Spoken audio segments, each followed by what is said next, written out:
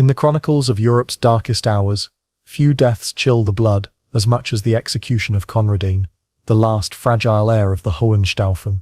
His death was not merely the fall of a boy, but the extinguishing of a dynasty that once ruled like iron forged into flesh.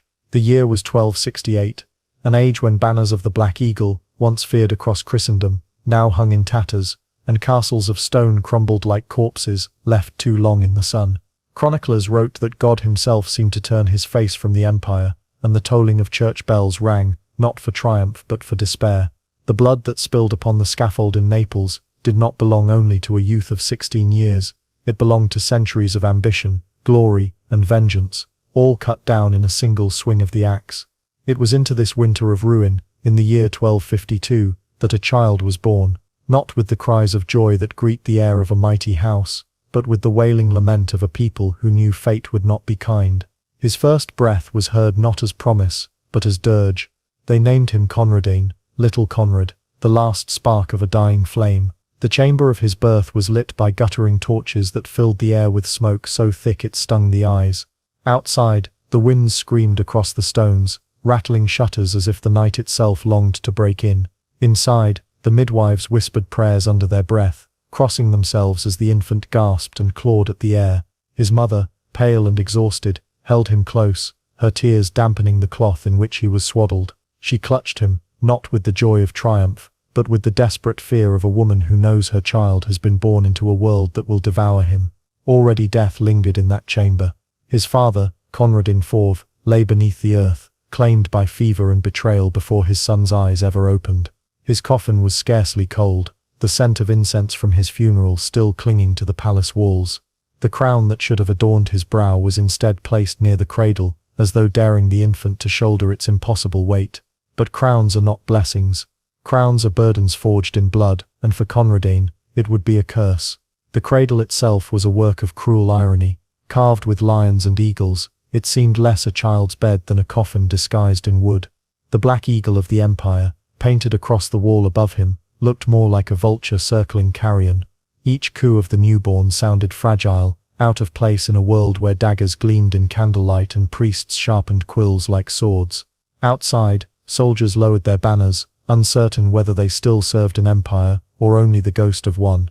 Italy, jewel of the Hohenstaufen crown, had already slipped from their grip. The Pope, his fingers ink-stained and claw-like, summoned foreign rulers and blessed them as lords of lands that should have been Conradin's by birth. Barons bartered oaths as though they were coins in a marketplace, swearing loyalty one day and betrayal the next. The empire fractured not with thunder but with whispers, with parchment, with ink that cut deeper than any sword. And in his cradle, Conradin slept, too small to know that his very name was both promise and curse. Those who looked upon him saw not a child but a symbol, the last chance of a dynasty whose shadow stretched across centuries. To some he was salvation, to others a threat. To the Pope he was a serpent in the crib, waiting to strike. To his mother, he was a lamb born for slaughter. The bells tolled across Europe that winter, their voices long and mournful. They rang not for triumph, but for the death of a king, and the birth of a child already condemned. The sound carried over mountains and valleys, reaching towns that no longer remembered victory. Bells know what men refuse to see. That reckoning had begun. That blood would soon be demanded. Conradin's infancy was lived under the weight of ghosts. The halls where he learned to crawl were filled with whispers of emperors past. Marble effigies of Frederick Barbarossa and Frederick II stared down from their pedestals, stone eyes burning with demands the boy could never fulfill. It was as if the walls themselves spoke, reminding him, "You were not born to laugh, you were not born to play, you were born to avenge." Other children were allowed toys, games, the laughter of courtyards. Conradin was given scrolls of genealogy, maps marked with battle lines, tales of glory carved into his memory like scars. He learned that kindness was weakness, innocence, a sin, and that silence often outlived mercy. Advisors hovered like vultures, whispering of duty, of destiny, of lands stolen and crowns denied. His childhood was a battlefield of words long before it became a battlefield of swords. At night, when the castle fell quiet, he dreamed not of play or peace but of shadows. He imagined himself hunted through forests, banners torn, fire-consuming halls of stone. Even as a child, the dream of the eagle was soaked in blood. He grew pale and solemn, a boy carved more from iron than from flesh, with eyes too old for his tender years. And still, despite the shadows, there lingered a softness in his face. At times when he stood in the chapel light, one could see the boy he might have been, golden-haired, bright-eyed, a youth fit for laughter, but laughter never echoed long in the halls of power.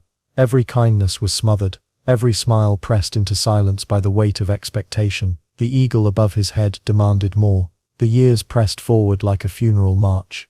16, that was all God granted him before the world came to claim its debt. 16 years to grow into a figure, both fragile and unbreakable, a lamb dressed in armor, a child carrying an empire's corpse. His advisors crowded around him, whispering of Sicily, of Naples, of banners, longing for his return. Generals pressed swords into his hand, heavy as the judgment of heaven. They spoke of glory, of God's will, of victory. But Conradin, even in his youth, saw the truth gleam in their eyes. They did not want his triumph, they wanted his blood. And so the boy who had never been allowed to dream, chose not to speak but to act. He lifted the sword too heavy for his frame, and refused to let it fall. He donned armor broad across his narrow shoulders, the steel rattling with each step. He straightened his back until no one dared question if it fit. He was no longer a child. He was the last eagle, wings tattered, rising against the storm. On a night when spring's chill still lingered, he bent over parchment by candlelight. His hand trembled, the ink smeared, yet the words carried thunder. I come not as conqueror, but as rightful king. In those words lived the ghosts of emperors, the fury of his bloodline, the flame of a dynasty not yet willing to surrender. When dawn came, he stepped into the courtyard. Soldiers watched, their eyes doubtful, their hearts weary. Conradin raised his sword. It nearly dragged him down, but he held it high. And in that moment, the boy vanished. They saw only the eagle, wings broken yet unbowed, clawing once more at the sky. Conradin's childhood was not measured in seasons of joy, but in burdens that bent his back before it had finished growing. The palace where he lived was no home. It was a mausoleum, each corridor lined with ghosts carved in marble. Statues of long-dead emperors stared with blank eyes, their stone mouths twisted in silent commands. Portraits of ancestors, painted with stiff majesty, seemed to glare at him as if he were already guilty of weakness. Their presence was suffocating. Every corner, every echo reminded him that he was not free to laugh or stumble. He was not a boy. He was the last heir, a vessel in which centuries of ambition had been poured. The servants who attended him spoke little, their eyes darting like mice, for even they feared the curse that clung to the boy. They whispered that he was born under a dying star, that his cradle was built more like a coffin, that fate had already written his grave. In the courtyards, other children played, shouting, chasing dogs, their laughter piercing the air. Conradin stood apart, forced to memorize maps inked with borders already lost. His tutors drilled him not in games but in bloodlines, reciting names of barons, bishops and traitors, as though each could be reduced to numbers in a ledger of betrayal. He was taught early that kindness was a blade turned inward, that compassion would kill him faster than steel. His lessons were not about life, but about survival in a world gnawed hollow by envy. The clergy pressed upon him the notion of destiny. God has chosen you, they said, their breath reeking of incense and wine. Yet even as they blessed him, their eyes betrayed doubt, as though they already foresaw the scaffold awaiting him. He grew to distrust every mouth that smiled, for each oath sworn to him was a coin, waiting to be sold, each gesture of loyalty a mask hiding greed. As the years crept forward, the world beyond the palace walls descended deeper into chaos. Italy, once the bright jewel of the Hohenstaufen, slipped further from his grasp. The Pope's scribes scribbled like executioners, crafting charters that stripped him of titles he had never been allowed to claim. Each parchment sealed in Rome was another nail driven into his family's coffin. Cities once loyal to the eagle now swore to foreign kings, their banners replaced, their songs rewritten. When Conradin reached 16, the whispers around him sharpened into commands. Advisors pressed close, their words oily, their hands trembling with hunger. Sicily is yours by right, they croaked. Naples calls for your banner. Generals spoke of victory, of old alliances, of people yearning for the last eagle. But Conradin saw the truth beneath their honeyed lies. They needed his youth to bleed. His blood would feed their ambition. His death would free them from their debts. Still, he could not remain in shadows. To sit idle while the empire's bones were picked clean would be to betray the ghosts that haunted him. His father's coffin weighed upon him. His grandfather's crown seemed to burn in memory. Every echo in the palace pressed him forward, urging him to act. One evening, as rain lashed the stone walls and thunder cracked like cannon fire, Conradin stood before the mirror in his chamber. The face reflected back at him was pale, framed by golden hair, still bearing the softness of youth. Yet his eyes, hollow, grey, rimmed with sleepless nights, belonged to an old man. He pressed his hand against the cold glass and whispered to himself, "If I am to die, let it be as a king." The decision was made. Italy would be his battleground. His preparations were not grand. He had no overflowing treasury, no endless rows of mercenaries. His inheritance was little more than scraps, a handful of loyal knights, scattered retainers, and peasants who followed more out of desperation than faith. Yet as he strapped on the armor that clattered loosely around his thin frame, he felt a strength that was not his own. It was the weight of centuries resting on his shoulders, the fury of the eagle screaming through his blood. Wrote letters to the lords of Italy, his hand trembling but his words steady. "I come not as conqueror, but as rightful king." Though he was barely more than a boy, the ink carried the thunder of centuries. His messengers carried these words across the mountains, and in dim halls and shadowed cloisters, old men wept at the sound of them. The night before his departure, he knelt in the chapel, candles burned low, dripping wax like blood upon the altar. He clasped his hands and whispered, not for triumph, but for courage. He asked God for the strength to endure betrayal, to face legions greater than his, to bear the weight of chains if chains were to come, and above him, the painted eagle on the chapel ceiling seemed to stir in the flicker of flame, its wings spread in shadow across the boy's bowed head. Dawn came with cold light. Soldiers assembled in the courtyard, their faces etched with doubt. They expected to see a boy trembling beneath the armor. Instead, they saw Conradin step forward, sword in hand. The steel nearly dragged his arm down, but he held it high, raising it toward the heavens as though demanding judgment. The men fell silent. For a heartbeat, they saw not a child, but the last Hohenstaufen, the eagle rising once more, wings ragged but unbroken, and so he rode south. Out of Germany, over the mountains into Italy, a land bleeding with betrayal, yet still whispering his name. He rode not wrapped in silk or crowned with gold, but armored in desperation. Each hoofbeat echoed like a funeral bell. Each mile brought him closer to the altar of his fate. Behind him trailed a procession of loyalty as fragile as glass, knights clinging to old oaths, peasants with nothing to lose, barons hoping to profit from his claim. Ahead lay the lands of the Pope, the claws of Charles of Anjou, and the scaffold that waited in silence, too. But Conradin did not turn back. He tightened his grip on the reins, the leather cutting into his palms, and whispered to himself the word he had carved into stone with his own bloodied nails: justice. The eagle's wings spread again, not in triumph, but in defiance. The Alps loomed like a wall of death. Jagged teeth of stone bit into the sky, and the passes were clogged with ice and snow that seemed determined to crush any dream of empire. Conradin's army was not the glittering host of emperors past, but a ragged procession, knights in dented armor, peasants wrapped in rags, banners frayed by wind and time. They carried no overflowing coffers, no caravans of luxuries, only hunger, rust, and hope thin as candle flame. The mountains tested them. Storms howled with voices like the dead. Avalanches thundered down with the force of God's wrath. Horses stumbled, breaking legs on ice-slick paths, their screams echoing like souls damned to hell. Men froze where they stood, their bodies stiffening into grotesque statues, eyes glazed in frost. By morning they were left behind, white mounds half buried in snow. Conradin rode at the front, his cloak whipped around him, heavy with ice, his hair plastered to his pale face. He was no golden prince in that moment, but a spectre riding through purgatory. Yet his gaze did not falter.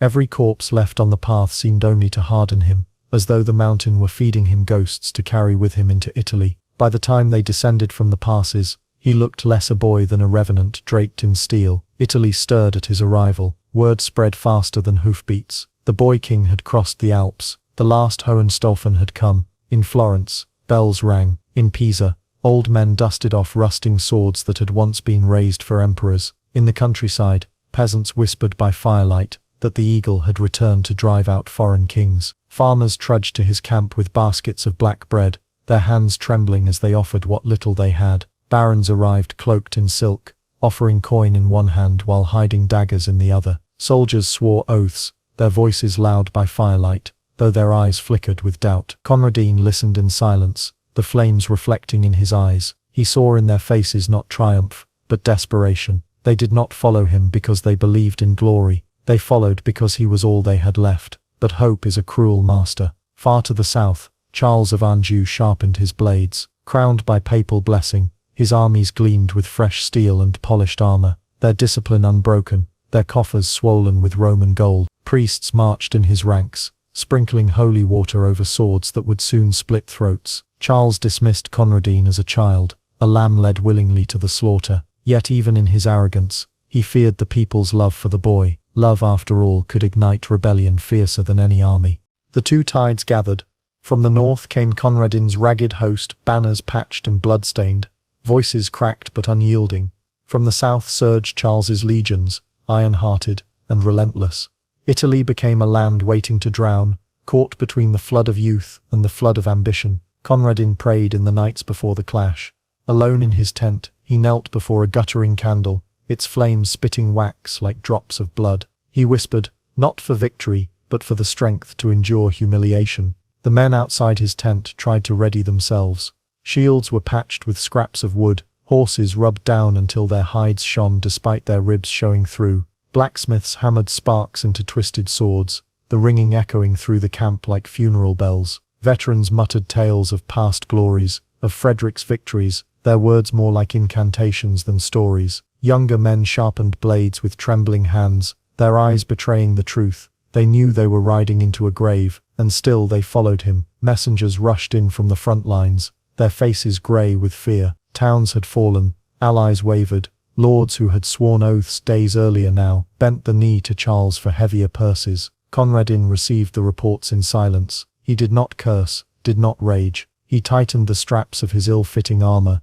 until they cut into his shoulders. He gripped his sword, the steel cold as a corpse in his hand, and he swore that if he was to die, it would not be as prey, but as an eagle, clawing even as it fell. When he emerged from his tent, the soldiers gathered. His voice cut through the wind.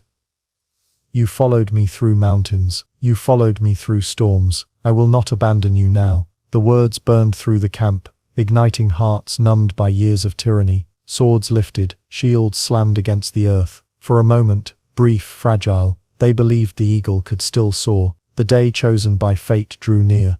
Tagliacozzo. The fields there would drink blood, until the soil itself choked. Men whispered of omens. Crows circled endlessly above the camp, their black wings blotting the sun. Horses shied from shadows, refusing to step near certain patches of earth. The men knew they were walking toward death, and at the center of it all, Conradin rode, armor rattling, hair shining like a pale halo against the smoke-filled skies. He did not smile, he did not falter. His youth was gone. He was the shadow of an empire, the last echo of a dynasty, the lamb and the eagle both. The storm was coming.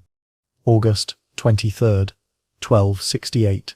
The dawn rose pale and sickly over the fields near Tagliacozzo, as if the sun itself recoiled from the slaughter to come. Mist coiled across the grass, heavy and low, hiding blades, concealing faces.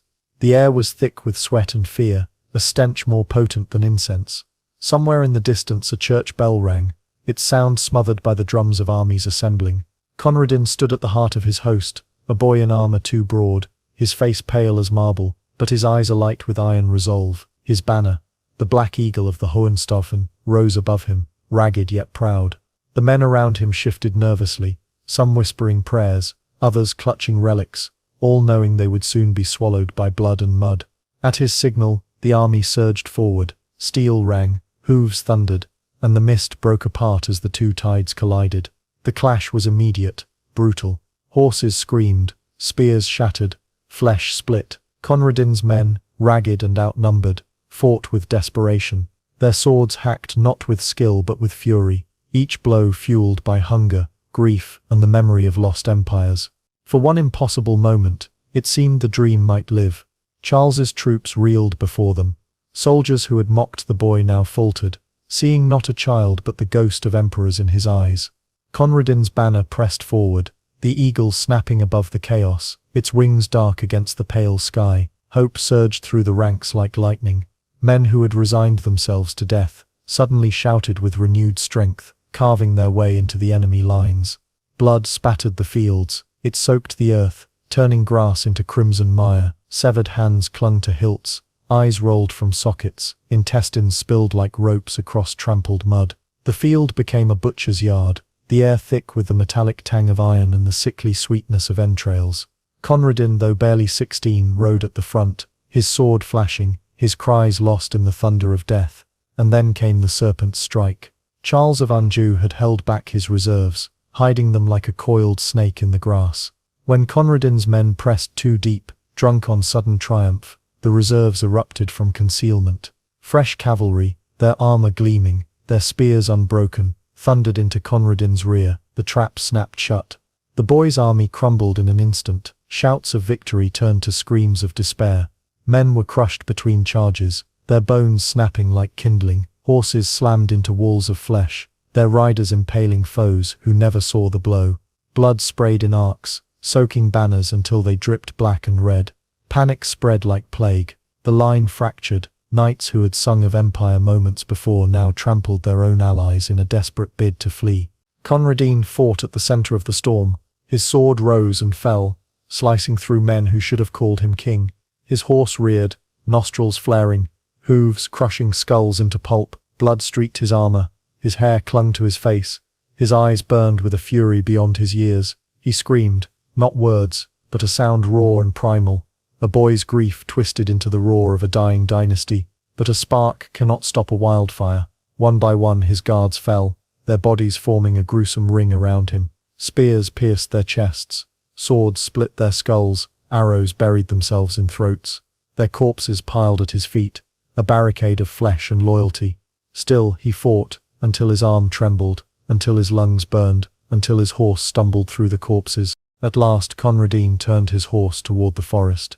His banner was gone, his army shattered, the dream drowned. He fled not as a king, but as prey, hunted through trees that clawed at his face. Branches tore his cloak, blood streaked his cheeks, his breath came ragged. Behind him rose the howls of pursuit, the laughter of victors, the clatter of hooves hungry for his capture. Through the forest he galloped, but the shadows grew thicker, the cries of the dying still echoing on the wind. He looked back once and saw the plain littered with corpses, his men, his hope, his destiny, lying broken in grotesque silence. The eagle was dead. By nightfall, the crows had descended. They tore open bellies, dragged intestines across the mud, plucked eyes from sockets still warm. Conradin did not escape for long. Betrayal, the shadow that had stalked him since birth, found him once more. He was captured, dragged from the forest like a wounded beast, his wrists bound in iron shackles that cut into his flesh until blood dripped onto the mud. Soldiers jeered as they paraded him, spitting on the boy who had dared call himself king. To them he was no longer an heir, no longer a symbol of hope. He was prey delivered to their master's feet. Naples awaited him, with chains and darkness. The dungeons stank of mildew, rot, and the lingering perfume of blood spilled by countless prisoners before him. Rats gnawed at the straw where he slept, their teeth scratching in the silence like whispers of the damned. Torchlight painted the walls with grotesque shadows that writhed and stretched, mocking him. He traced the cold stones with bleeding fingers and carved a single word into the wall. Justice. The trial was a performance, nothing more. Conradin was led in chains before judges who had already condemned him. Their robes glittered, but their eyes were hungry, their mouths sneering. They called him rebel, traitor, usurper, crimes he had never committed, crimes that were only the inheritance of his bloodline. He answered with dignity. The verdict was sealed before the boy ever entered the hall. Death, not in battle, but by execution, a public beheading in the square of Naples, a child of emperors, reduced to spectacle. The days in his cell were an endless torment, the stench of death all around him. October 29th, 1268. The bells of Naples tolled, their sound heavy as doom. The city filled with thousands pressing into the square until the air itself seemed to shudder. Some came eager, thirsting for blood. Others wept, clutching rosaries, whispering prayers for the boy who had become a martyr before their eyes. Merchants sold food and drink at the edges, hawking wares while a dynasty was led to slaughter. Conradin was dragged from his cell, chains rattling with each step. Sunlight struck his face for the first time in weeks, and his hair, golden as wheat, caught the morning light. For a moment the crowd gasped, not at a prisoner, but at a king walking to his coronation. Even those who hated him fell silent. The scaffold loomed, rough wood, blackened by the blood of countless others. The smell of dried gore clung to it, mingling with the buzzing of flies. The headsman stood ready, his axe sharpened until it glinted like ice. To him, Conradin was not a prince but meat to be butchered. The priest mounted the platform, his voice trembling as he offered last rites. He whispered a prayer, not for vengeance but for his companions, for the peasants who had believed in him, for the lands still scarred with his family's name. He knelt, chains clinking, shoulders squared. There was no trembling in him, no collapse, only the silence of a boy who chose to meet death as a king. The axe rose. The crowd held its breath. Time itself seemed to halt. Every heartbeat stretched into eternity. Then steel fell. Flesh split. Bone cracked. His head struck the wood with a dull sound, blood spraying hot and vivid across the scaffold. A scream tore from the crowd. One, then many, until the air was thick with grief. Conradin was 16. 16 summers of fragile hope. 16 winters of betrayal.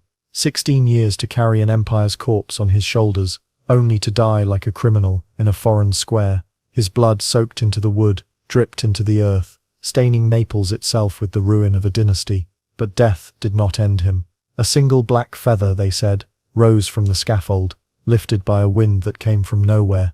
Legends spread. Some claimed his severed head whispered even after the blade fell, shaping the word justice. Others said the ground where his blood spilled turned barren, refusing to grow crops. Charles of Anjou believed he had silenced the Hohenstaufen forever. Instead, he had forged a martyr. The harder Charles tried to erase him, the more firmly the legend took root. The scaffold rotted, but not before its beams were stolen, splinters carried as relics. Some swore they wept blood in the night. Others claimed that on stormy evenings, the sound of dripping echoed from the wood, as though Conradin's veins had never stopped bleeding. He was buried in foreign soil, without crown, without marble, without song, yet the people refused to forget. Pilgrims visited his grave in secret, leaving feathers, coins or scraps of cloth stained red in imitation of his blood. In their hearts he lived on, not as a defeated boy, but as a king who never bowed. Centuries passed, yet his name endured. Chroniclers wrote of him, not as failure but as warning, as symbol, as martyr. Painters depicted him golden and pure, kneeling before the axe like a saint. His prayer, justice, became a whisper across generations. In times of tyranny, rebels invoked him. In times of despair, mothers told their children of the boy who had faced death with dignity. They thought they had ended him on that October morning.